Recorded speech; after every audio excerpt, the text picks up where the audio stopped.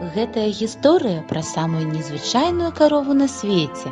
Звалі яе мышкай, і жыла яна ў самай звычайнай вёсцы.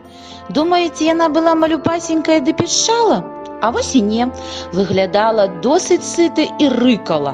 Але калі яна нарадзілася, гаспадарчая дачка Кіра усклікнула: Мама, тата, глядзіце, якая шэренькая цялушачка. Я ніколі не бачыла кару такой афарбоўкі. Не карова, а мышка. Так і пачалі мышку мышкай зваць.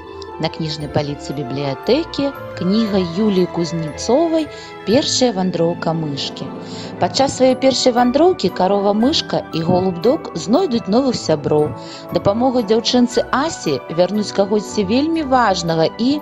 Не будзем расказваць усе таямніцы. Але што гэта? Мышка і дог не заўважылі яшчэ аднаго пасажыра. А вы знойдзеце маленькага слімака на кожным малюнку?